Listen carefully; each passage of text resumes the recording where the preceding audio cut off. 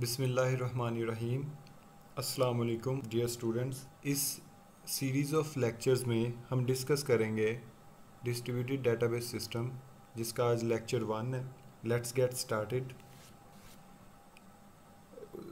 Distributed database system के बारे में जानने से पहले हमें कुछ उसके प्री रिक्विजिट्स चाहिए, जो कि हैं सेंट्रलाइज्ड डेटाबेस, या हमें डेटाबेस का कॉन्सेप्ट होना चाहिए। चूँकि हम डिस्ट्रीब्यूटेड डेटाबेस की बात कर रहे हैं, तो डिस्ट्रीब्यूटेड बेसिकली एक अप्रोच है। जो बेसिक चीज़ उसमें है वो है डेटाबेस। तो सेंट्रलाइज्ड डेटाबेस की जैसे बात करें, तो सेंट्रलाइज्ड डेटाबेस आपको ये जो पिक्चर सामने शो हो रही है, इसके अंदर जो ऊपर की साइड पे यहाँ ये जो डेटाबेस है, ये हमारी सेंट्रलाइज्ड डेटाबेस है। It is connected to a communication network. ये एक कम्युनिकेशन नेटवर्क के थ्रू बाकी साइट्स के साथ कनेक्टेड है। अब क्या ज़रूरत पेश आई कि हमें डिस्ट्रीब्यूटेड डेटाबेस की तरफ आना पड़ा, और इसको इस अप्रोच ये भी यूज़ होती है, अप्रोच वो भी यूज़ होती है। क्योंकि ये दोनों अप्रोचेज़ हैं, तो ये दोनों ही यूज़ होती हैं, लेकिन हमें वो पॉइंट चाहिए होता है कि कहाँ पे हमने इस अप्रोच को यूज़ करना है, या कि हमें डिस्ट्रीब्यूटेड अप्रोच चाहिए। तो इस अप्रोच को यूज़ करने के दो मेन जो है वो डिसएडवांटेजेस हैं। फर्स्ट जो डिसएडवांटेज है वो है बॉटलनेक।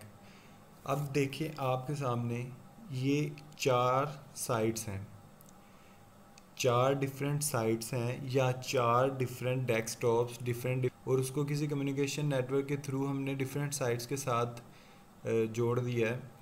तो वो क्या होगा कि लेट्स सपोज के साइट 2 कोई रिक्वेस्ट कर रही है, तो वो भी यहीं पे जाएगी डिस्ट्रीब्यूटेड डेटाबेस पे, सॉरी सेंट्रलाइज्ड डेटाबेस पे। और उसके अलावा साइट 3, साइट 4, साइट 1 जो भी कोई रिक्वेस्ट करेंगे, ये यहीं से सारा जो प्रोसेस होगा, डाटा एक्सचेंज होगा, वो इसी पाइपलाइन के थ्रू होगा। तो इसी अगर एक ही वे होगा उसके गुजरने के लिए, डाटा के गुजरने के लिए, तो there must be a bottleneck. Second जो इसका डिसएडवांटेज है वो ये है कि reliability. Suppose if a disaster came to your college or university or wherever this centralized database approach is applied, तो वहाँ क्या होगा कि आप इस पे रिलायबल नहीं रह सकते। आपके पास अगर एक सेंट्रलाइज्ड डेटाबेस सिस्टम है और सारा डाटा उसी के अंदर सेव है, तो आप कैसे आफ्टर डिज़ास्टर आपका ये डेटाबेस किसी तरीके से क्रैश हो जाता है, तो आपका सारा डाटा लॉस हो जाता है। तो ये इसके दो मेन जो डिसएडवांटेजेस हैं वो हैं। तो इनको अनकवर करने के लिए और इनको कवर करने के लिए, ताकि ऐसी डिसएडवांटेजेस नेक्स्ट ना आए, हमें फेस करनी पड़े, उसके लिए हम इन्हें इंट्रोड्यूस करते हैं डिस्ट्रीब्यूटेड डेटाबेस सिस्टम। अब डिस्ट्रीब्यूटेड डेटाबेस सिस्टम में क्या है, ये आपके सामने जो इमेज शो हो रही है, ये हमारे पास डिस्ट्रीब्यूटेड डेटाबेस सिस्टम की एग्जांपल है। यहाँ पे आप बहुत ही इजीली देख सकते हैं कि डिफरेंट साइट्स हैं हमारे पास। जिस तरीके से पहले साइट्स थी, साइट्स हम यहाँ पे कंसीडर कर रहे हैं डिफरेंट कंप्यूटर्स हैं, पॉइंट्स हैं, ऐसे नोड्स हैं जहाँ पे हम डाटा एंटर कर सकते हैं और वहाँ से डाटा हम रिट्रीव भी कर सकते हैं। सपोज हमारा लैपटॉप है और किसी नेटवर्क के थ्रू हमने कनेक्ट किया है, तो हम अपने लैपटॉप में से ही डाटा देख सकते हैं। बिल्कुल।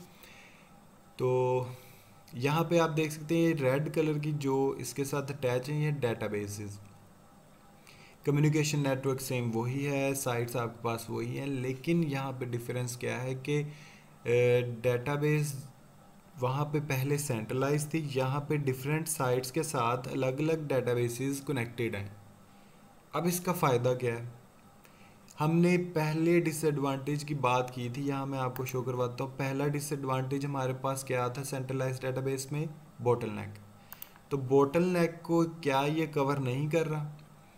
क्या इसके अंदर बोटलनेक आ सकता है? लेट्स सपोज ये हमारी एक साइट है, अगर हम जीसी की या किसी भी यूनिवर्सिटी की एग्जांपल लें, उसके डिफरेंट कैंपसेस हैं और डिफरेंट कैंपसेस पे डिफरेंट डाटा पड़ा हुआ है, और वो डाटा उन्होंने अपनी डेटाबेस इसमें सेव किया हुआ है। अब साइट 4 एक अलग जगह पे कैंपस है, उसका डाटा यहाँ पे सारा सेव है। अब ऐसा नहीं है कि साइट 4 का डाटा साइट 1 जो है वो एक्सेस नहीं कर सकता, कर सकता है, बिल्कुल कर सकता है। आप ये एरोस देख सकते हैं, ये बाई डायरेक्शनल हैं, ये डाटा रिट्रीव भी कर रहे हैं और डाटा को कम्युनिकेशन नेटवर्क पे सेंड भी कर रहे हैं, जो कि आगे कोई साइट अगर उस डाटा को एक्सेस करना चाहती है तो वो कर सकती है। तो यहाँ से अगर साइट 4 से हम रिक्वेस्ट करें साइट 1 का डाटा, तो उसकी डाटाबेस में जो भी डाटा है उसको हम एक्सेस कर सकते हैं। चूँकि यहाँ पे वेज बहुत ज़्यादा हैं, वहाँ पे सेंट्रलाइज डाटाबेस के लिए सिर्फ एक ही वे था, वहीं से डाटा आता था, वहीं से डाटा जाता था। यहाँ पे हमारे पास डिफरेंट डाटाबेसेस हैं और डिफरेंट वेज हैं इस चीज़ को कवर करने के लिए। और अगर हमारा ये डाटाबेस क्रैश कर जाता है तो हमारा पूरा नेटवर्क क्रैश नहीं करेगा। जबकि यहाँ पे आप देख सकते हो कि अगर हमारा ये डाटाबेस क्रैश कर गया तो हमारा सारा नेटवर्क ख़त्म हो जाएगा, किसी भी साइट को कहीं से डाटा नहीं मिलेगा, डाटा की एक्सेस नहीं होगी। यहाँ बाकी साइट्स चूँकि वर्किंग कर रही हैं और हो सकता है कि इस साइट का डाटा इस साइट पे भी हो, इस साइट पे भी हो, इस साइट पे भी हो, तो साइट 2 जो है वो इनके थ्रू डाटा को एक्सेस कर सकती है। ये था हमारा कॉन्सेप्ट डिस्ट्रीब्यूटेड डेटाबेस का। अब हम बात करेंगे डिस्ट्रीब्यूटेड डेटाबेस के इंट्रोडक्शन के बारे में। The distributed database management system uses the concept of database management systems and networking. क्योंकि यहाँ पे वर्ड आ रहा है डिस्ट्रीब्यूटेड का, तो डिस्ट्रीब्यूटेड से आपको पता चल रहा है कि जो चीज़ें हैं वो डिस्ट्रीब्यूटेड हैं। तो जब चीज़ें डिस्ट्रीब्यूटेड होंगी तो डिस्ट्रीब्यूटेड, लेकिन उनका आपस कनेक्टिविटी भी होनी चाहिए, वो आपस में एक दूसरे से कम्युनिकेशन भी कर सकती हो, तो उसके लिए हमें चाहिए होगा नेटवर्क। तो it is the combination of database management systems and networking. The key is to identify the environments in which we have to use distributed databases। अब हमें ये आइडेंटिफाई करना है कि किस जगह पे हमने डिस्ट्रीब्यूटेड डेटाबेस सिस्टम को अप्लाई करना है। ऐसा तो नहीं है कि हम इसे हर जगह पे अप्लाई कर सकें, it is not possible, because every problem has its unique requirements to be solved. As a computer और database expert, you will always be having the basic assignment that you are given a system for which you have to design or develop a solution or a database system। आपको कोई ऐसा काम, ऐसी assignment मिल सकती है as a computer expert या database expert कि आपको किसी भी सिस्टम के लिए कोई आपको रिक्वायरमेंट्स दी जाती हैं और आपको कहा जाता है कि इसके बारे में, इसके लिए कोई डेटाबेस क्रिएट करके दें। आपके पास सेवरल जो है वो ऑप्शंस आते हैं माइंड में, लेकिन यहाँ पे क्या है कि जितने भी आपके पास ऑप्शन आ सकते हैं, हो सकता है कि सारी के सारी वर्क करें, या आप लगाना चाहते हैं सेंट्रलाइज तो वो भी वर्क कर सकता है, आप डिसेंट्रलाइज लगाना चाहते हैं वो भी वर्क करता है, डिस्ट्रीब्यूटेड लगाना चाहते हैं वो भी वर्क कर सकता है। लेकिन now the challenge lies in selecting the most feasible solution. For this, the merits and demerits of every approach have to be analyzed। इसके लिए आपको क्या करना पड़ेगा कि जितने भी आपके पास सॉल्यूशन आए हैं उसके मेरिट्स और डीमेरिट्स को देखें। जैसे हम कहते हैं पॉजिटिव और नेगेटिव पॉइंट्स को देखें एक चीज़ के, फिर उसको आप सेलेक्ट करें। If this evaluation is not properly done in the beginning, then it is very difficult to apply adjustment in the later stages। क्योंकि स्टार्टिंग पे अगर आप इस चीज़ को डिस्कवर कर लें कि आपके प्रॉब्लम के लिए बेस्ट सोल्यूशन क्या है, तो आप इस चीज़ से बच सकते हैं कि नेक्स्ट फर्दर फ्यूचर में जाके अगर आपको कोई एडजस्टमेंट करनी पड़े तो वो आपको ना करनी पड़े, क्योंकि वहाँ पर जाके आपको एडजस्टमेंट्स करना मुश्किल होगा। अब अगर हिस्ट्री के बारे में बात करें तो computer application are divided into 2 types, data processing applications, scientific और engineering applications. Data processing application in computer terminology are referred to as file processing systems.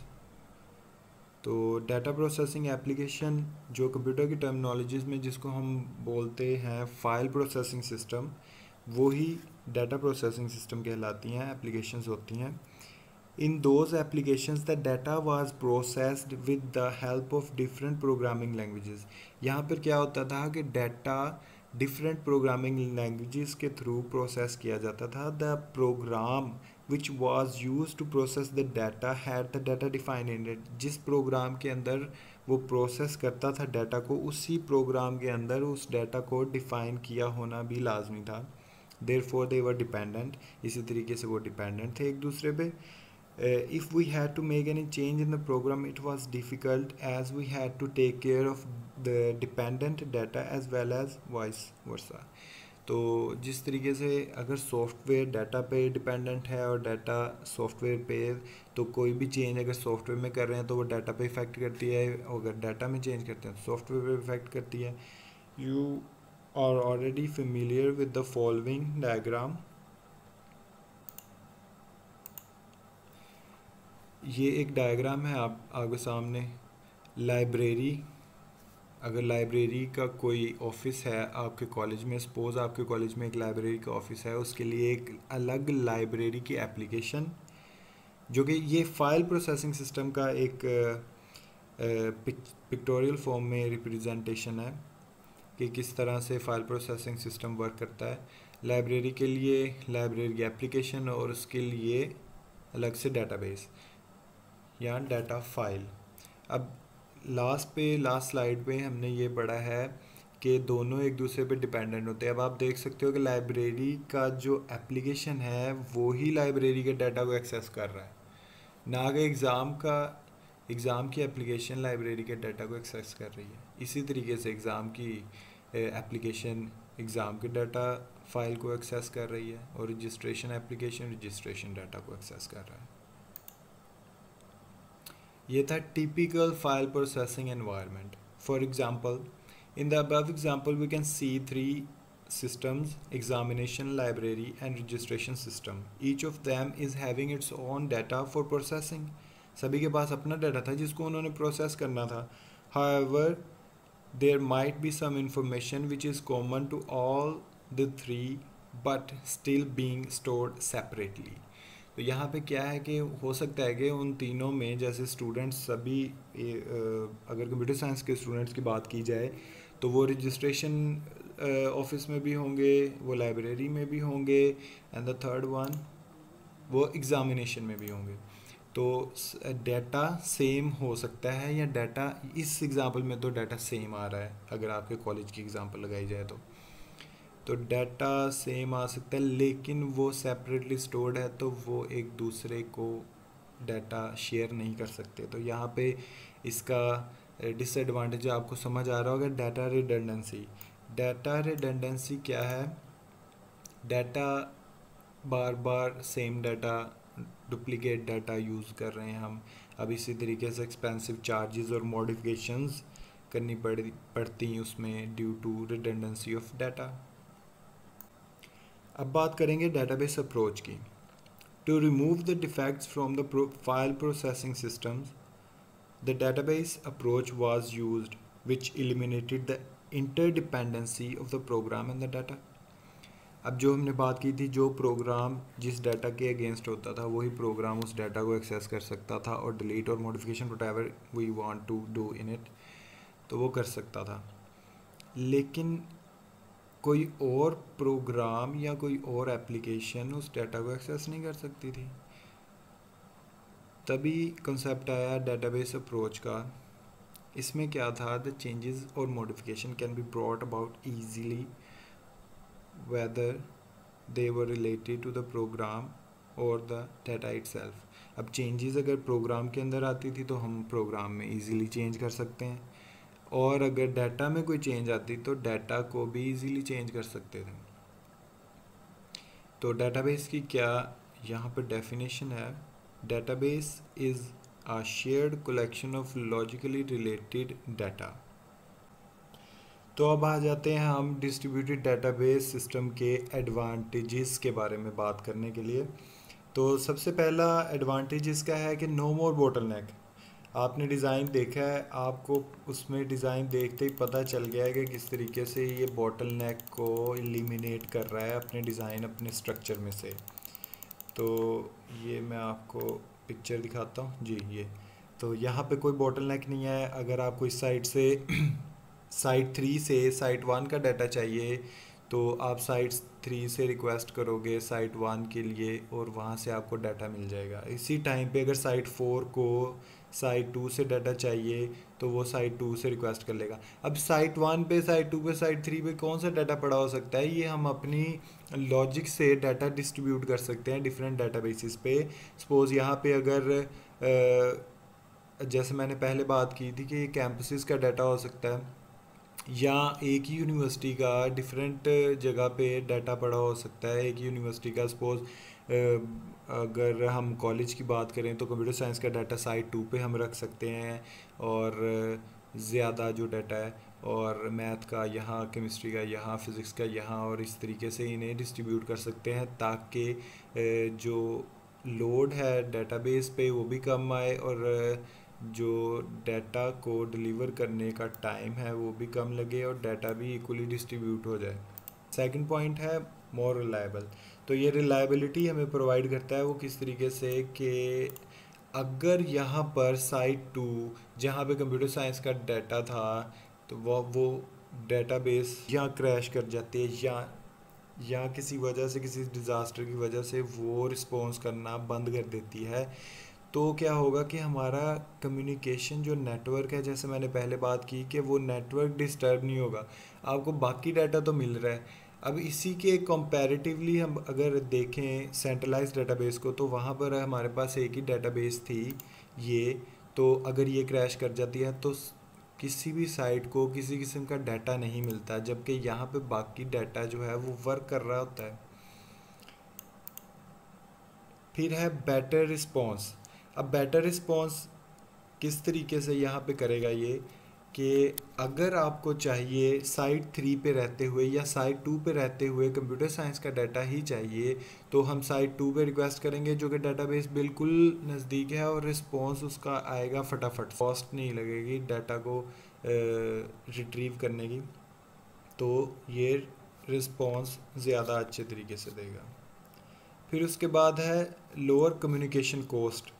अब कॉस्ट किस तरीके से कम होगी, आपको पता है कि अगर हम किसी नेटवर्क पे कोई डाटा, अगर साइट 3 से कोई डाटा हमें चाहिए, हम साइट 3 पे हैं और डाटा हमें चाहिए साइट 1 का, तो क्या होगा कि साइट 3 रिक्वेस्ट करेगा कम्युनिकेशन नेटवर्क को, कम्युनिकेशन नेटवर्क से साइट 1 पे वो रिक्वेस्ट जाएगी और जो भी रिलेटिव हमारा डाटा होगा वो हमें वहाँ से यहाँ पर साइट 3 पे वो शो कर देगा। अब चूँकि यहाँ से वहाँ रिक्वेस्ट जाने पे जो कॉस्ट आएगी वो हमारी कम्युनिकेशन कॉस्ट होती है।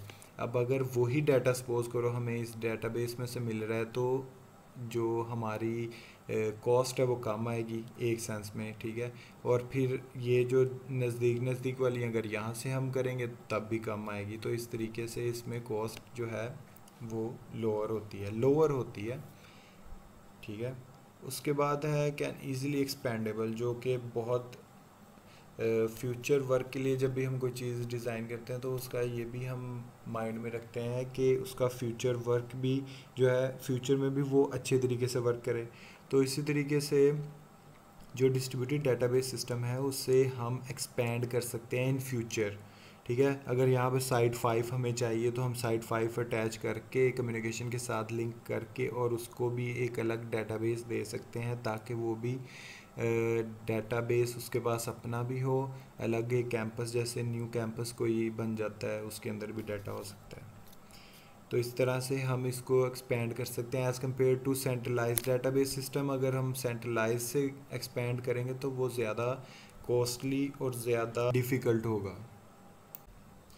तो अब हम बात करेंगे डिस्ट्रीब्यूटेड डेटाबेस सिस्टम की डेफिनेशन के बारे में।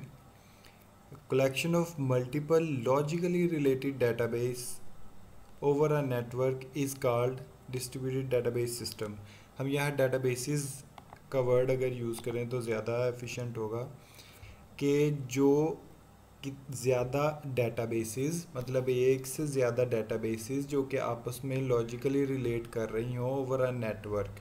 आप तस्वीर से देखें ये एक नेटवर्क है, over a network logically related databases. ये डेटाबेसेस हैं 4 जो कि आपस में लॉजिकली रिलेट कर रही हैं। जैसे कोई डाटा यूज़र को कोई चाहिए तो वो दूसरी साइट से भी एक्सेस कर सकता है।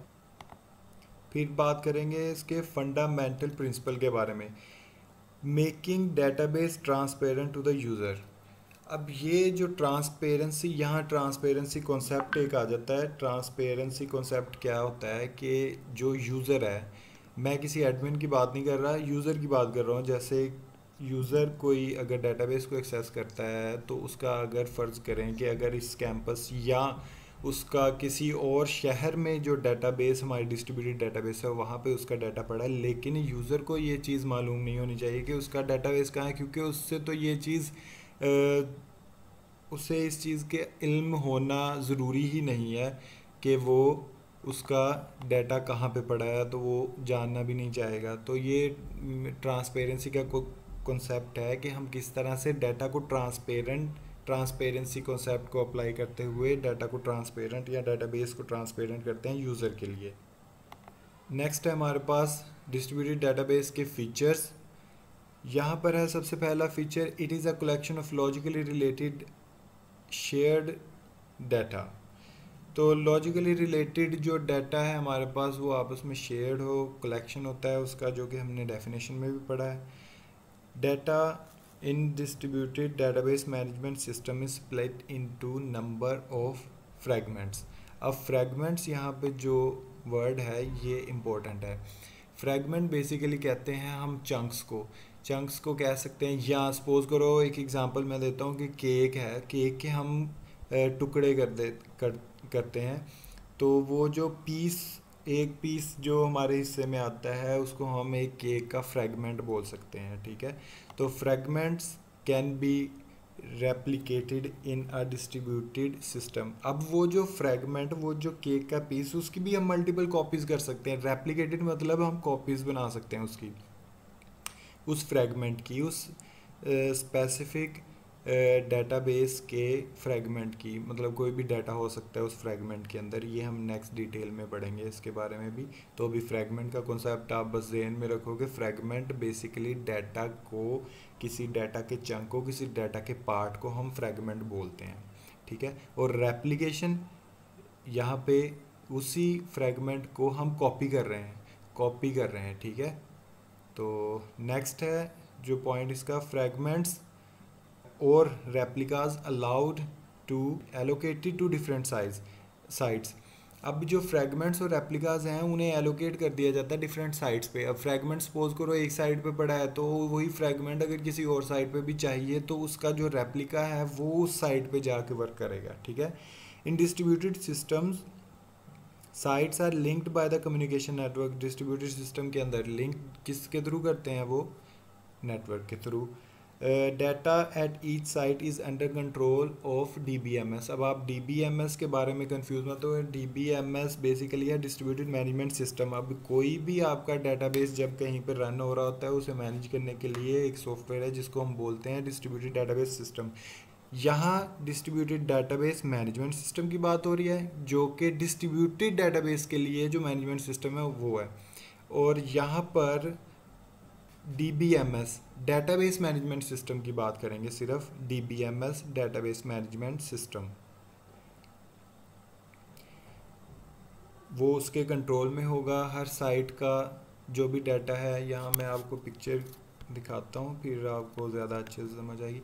अब साइट 2 है, साइट 2 पे जो डेटाबेस है उसको कंट्रोल कर रहे हैं। साइट 2 पे कोई भी मैनेजमेंट का बंदा बैठा हो सकता है, वो इसको मैनेज कर सकता है। और मैनेज किसके थ्रू करेगा, किसी भी मैनेजमेंट सॉफ्टवेयर के थ्रू।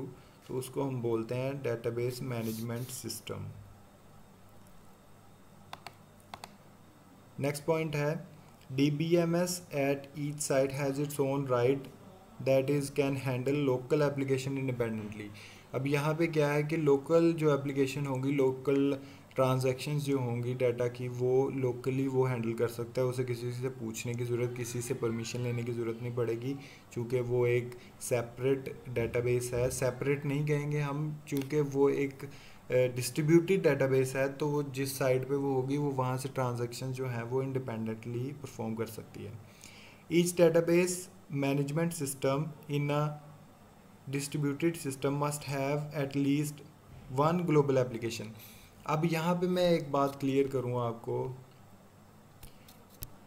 कि जब हम बात करेंगे इस सारे सिस्टम को मैनेज करने की बात करेंगे तब हम बात करेंगे डी, यहाँ मैं लिख देता हूँ,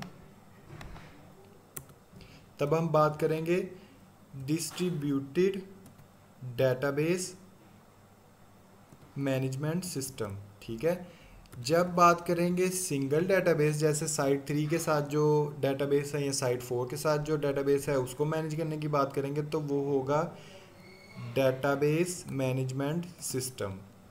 ठीक है, तो ये आपने क्लियर याद रखना है। ये इसमें जो फ़र्क है, जो डिस्ट्रीब्यूटेड डेटाबेस मैनेजमेंट सिस्टम वो सारे मैनेजमेंट सिस्टम को, सारे डिस्ट्रीब्यूटेड सिस्टम को मैनेज कर रहा है, जबकि मैनेजमेंट सिस्टम सिर्फ एक साइट के लिए, सिर्फ एक डेटाबेस के लिए यूज़ करेंगे हम।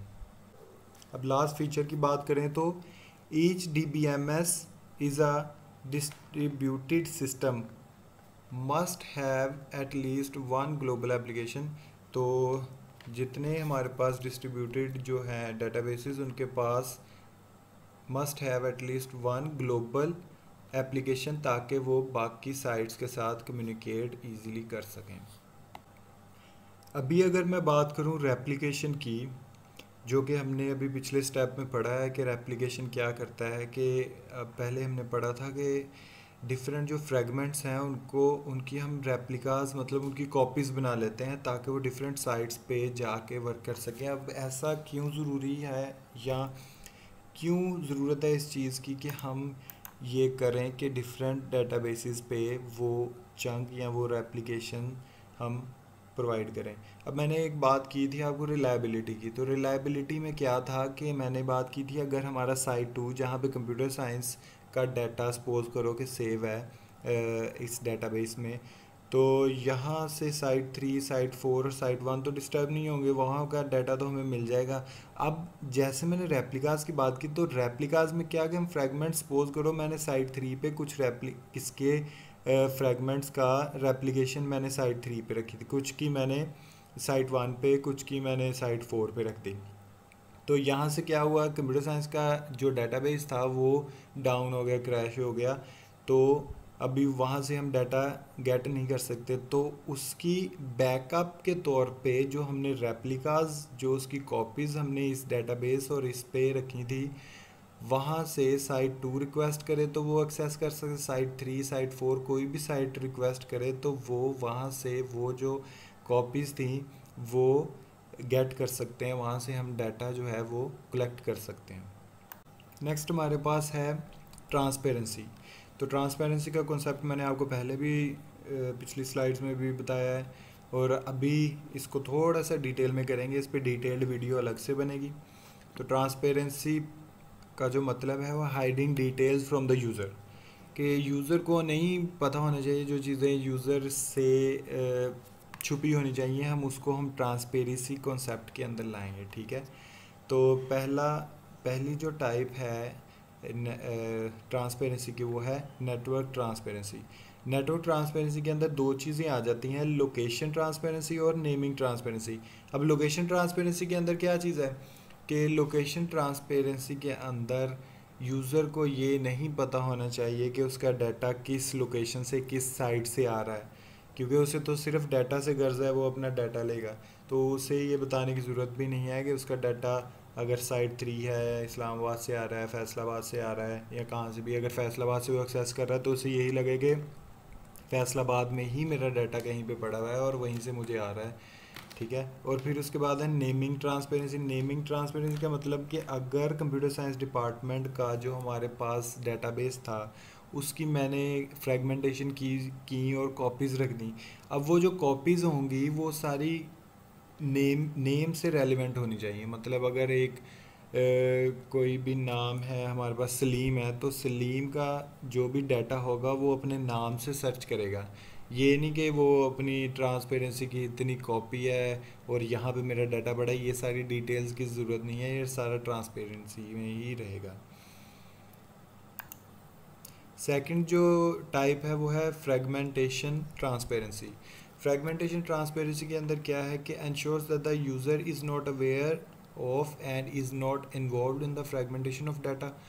अब जितनी भी हम डाटा की फ्रेगमेंटेशन करते हैं ये हमारे टेक्निक के अंदर है, ये हमारी जो हमने सोल्यूशन उसके लिए डेटाबेस बनाने के लिए दिया है वो उसके अंदर ही आता है। तो ये यूज़र का इससे कोई लेना देना नहीं है। तो जो भी फ्रेगमेंटेशन है उसकी एक ट्रांसपेरेंसी रहनी चाहिए, यूज़र को उसमें इन्वॉल्व नहीं होना चाहिए, ना हम कर सकते हैं। उसके बाद है रेप्लिकेशन ट्रांसपेरेंसी। रेप्लिकेशन इसी तरह जिस तरह फ्रेगमेंटेशन, तो फ्रेगमेंटेशन की जो हम कॉपीज़ करते हैं उसे बोलते हैं हम रेप्लिकेशन। तो ensures that the user is not involve in the management of copies of the same data या सम डाटा। तो जो भी डाटा की हम कॉपीज़ बनाते हैं तो ये भी यूज़र से हिडन ही होना चाहिए ये। अब लास्ट पे हम लोग बात करेंगे कि डिस्ट्रीब्यूटेड डेटाबेस मैनेजमेंट सिस्टम हमसे प्रोमिसेस क्या क्या करता है, मतलब ऐसी सर्विसेज जो वो लाजमी तौर पर हमें प्रोवाइड करेगा ही जब हम उसे अप्लाई करेंगे कहीं ना कहीं। तो सबसे पहले transparent management of distributed fragmented and separated data. जो ट्रांसपेरेंसी जो भी हमने पढ़ी उसके अंदर क्या है कि यूज़र से हर चीज़ हाइड करनी है, तो वो हाइड वर्क करने की चीज़ क्या है, फ्रेगमेंटेड और जो सेपरेटेड डाटा या कॉपीज़ हमने डिफरेंट साइट्स पे रखी हैं वो सारी ट्रांसपेरेंसी होनी चाहिए यूज़र से, उस चीज़ की हिडन होना चाहिए यूज़र से, ठीक है। सेकंड पॉइंट है हमारे पास इम्प्रूव्ड रिलायबल और अवेलेबिलिटी थ्रू डिस्ट्रीब्यूटेड ट्रांजैक्शंस। अब ट्रांजैक्शन जो है वो डिस्ट्रीब्यूटेड हैं और यहाँ पे कोई बॉटलनेक नहीं आ रहा, तो इसी वजह से जो इसकी रिलायबिलिटी है वो भी इम्प्रूव होगी। और जिस तरह से हम कॉपीज़ डिफरेंट डेटाबेसेस पे डिस्ट्रीब्यूटेड सिस्टम में रख देते हैं तो वो उसकी रिलायबिलिटी को और अवेलेबिलिटी को भी इंश्योर करती है, ठीक है। थर्ड पॉइंट है हमारे पास इम्प्रूव्ड परफॉर्मेंस।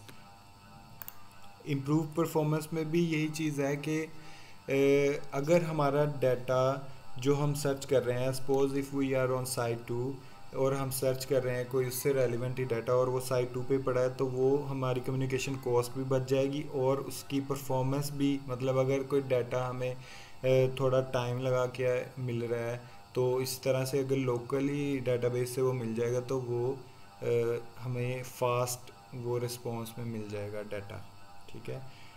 फोर्थ स्टेप है easier and more economical system expansion. अब सिस्टम को अब जब हम एक्सपेंड करते हैं, अगर सपोज जैसे पहले भी बात हुई है कि अगर एक डेटाबेस हम और इसके अंदर ऐड करना चाह रहे हैं, एक डिस्ट्रीब्यूटेड सिस्टम या एक लोकेशन पे जो एक कैंपस है वो और ऐड कर रहे हैं इसके अंदर, इसी सिस्टम के अंदर, तो वो बहुत इजी होगा इकोनॉमिकली, मतलब उस पर हमारे फंड्स भी ज़्यादा नहीं आएंगे, खर्चा भी ज़्यादा नहीं होगा और इजीली, मतलब कि डिफ़िकल्टी भी नहीं होगी उस चीज़ को अप्लाई करने में। तो ये था आज का हमारा lecture distributed database management system का इंट्रोडक्शन और जो जो मैंने आपको चीज़ें इसमें बताई हैं। तो आई होप कि आपको ये सारी चीज़ें समझ आई होंगी। अगर किसी का कोई क्वेश्चन होगा तो वो मुझसे पूछ सकता है।